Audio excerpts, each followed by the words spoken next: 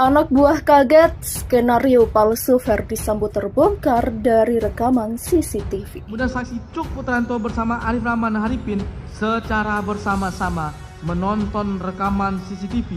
Setelah keempat orang saksi yang menonton dan melihat isi dari flashdisk tentang kejadian, saksi Cuk Putranto berkata, "Bang, ini Joshua masih hidup." Lalu saksi Baikuni memutar ulang antara menit 17.07 WIB sampai 17.11 WIB dan mereka melihat ternyata benar bahwa Nofriansah Joshua Huta Barat sedang memakai baju putih dan berjalan dari pintu depan rumah menuju pintu samping melalui taman rumah dinas terdakwa Verdi Sambo. Melihat keadaan sebenarnya terkait keberadaan Nofriansah Joshua Huta Barat masih hidup, akhirnya perasaan saksi Arif Rahman Haripin sangat kaget dan tidak menyangka bahwa apa yang sudah saksi Arif Rahman dengar beberapa hari yang lalu, informasi tentang kronologis kejadian tembak-menembak yang disampaikan oleh Kapolres Jaksel Kombes Budi Herdi dan Karopenmas Humas Brigjen Ramadan ternyata tidak sama dengan apa yang saksi Arif Rahman lihat pada CCTV tersebut. Selanjutnya, pada hari Senin, tanggal 11 Juli 2022, sekira pukul 10.00 WIB, saksi Cuk Putranto dipanggil oleh terdakwa Verdi Sambo dan bertanya, "CCTV di mana?" Dan dijawab oleh saksi Cuk Putranto, "CCTV mana, Jenderal?" Kemudian terdakwa Verdi Sambo menjawab, "CCTV sekitar rumah." Kemudian dijawab lagi oleh saksi Cuk Putranto, "Sudah saya serahkan ke Polres Jakarta Selatan." Kemudian terdakwa Verdi Sambo mengatakan, "Siapa yang perintahkan?" Kemudian dijawab oleh saksi Cuk Putranto, "Siap." Selanjutnya terdakwa Verdi Sambo meminta saksi Cuk Putranto dengan berkata, "Kamu ambil CCTV-nya, kamu copy dan kamu lihat isinya." Kemudian terdakwa Verdi Sambo melanjutkan kata-katanya dengan nada marah, "Lakukan, jangan banyak tanya. Kalau ada apa-apa, saya tanggung jawab." Dan dijawab oleh saksi Cuk Putranto, "Siap, Jenderal."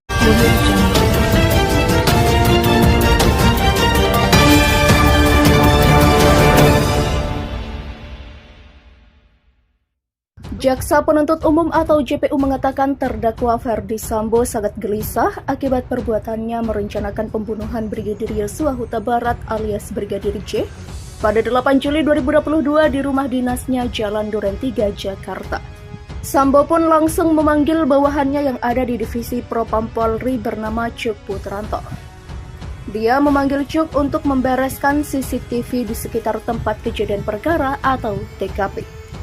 Cuk menghubungi anggota Polri lainnya yaitu Baikuni Wibowo agar datang ke TKP, tujuannya untuk mengkapi dan melihat isi DVR CCTV.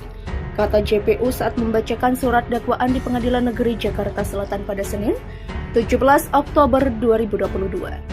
Baikuni yang mendengar hal itu lalu memastikan kembali perintah Cuk terkait CCTV.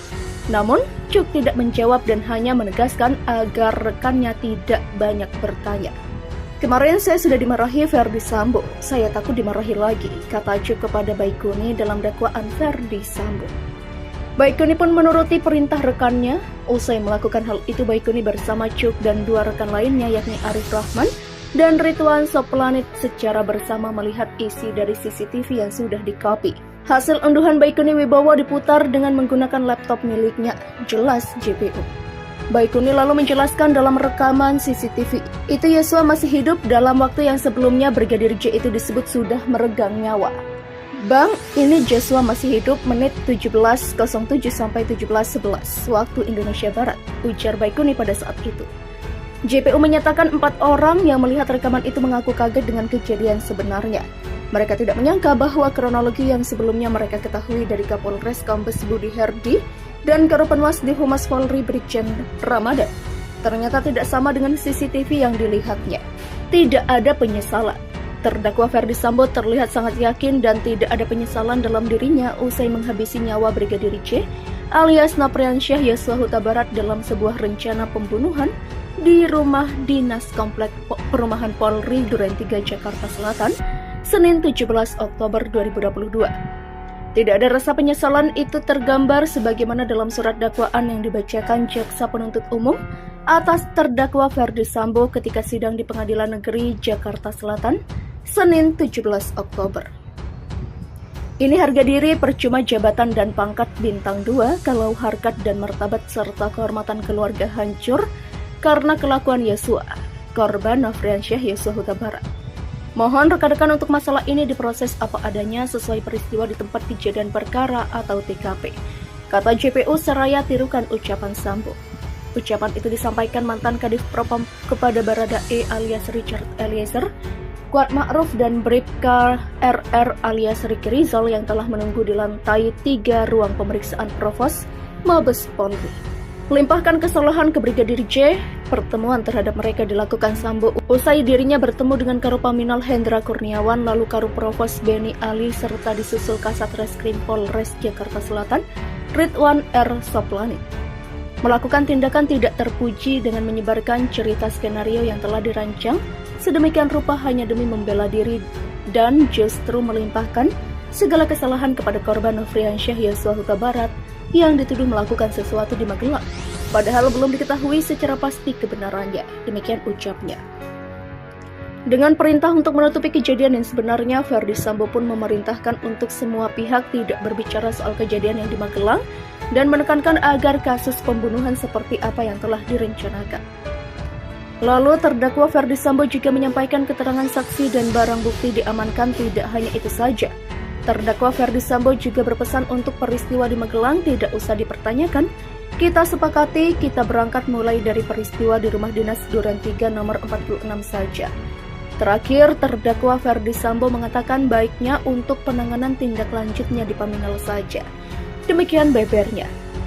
Sehari setelah kejadian pada 9 Juli 2022, Ferdy Sambo kembali meneruskan skenario palsunya dengan meminta saksi Putri Chandrawati selaku istri agar membuat laporan polisi nomor LP/B 16307/2022 SPKT Polres Metro Jaksel Polda Metro Jaya tanggal 9 Juli 2022 atas nama pelapor Putri Chandrawati dan terlapor atas nama Nofriansyah Yosua Huta Barat.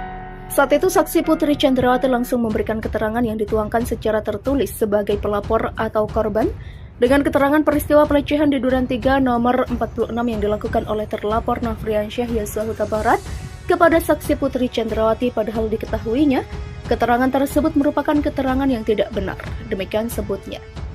Masuk pada tanggal 10 Juli 2022, Ferdy Sambo dan Putri Chandrawati kemudian mengumpulkan Bribka RR, Barada E, dan Kuat Ma'ruf di rumah pribadi Jalan Saguling, Jakarta Selatan.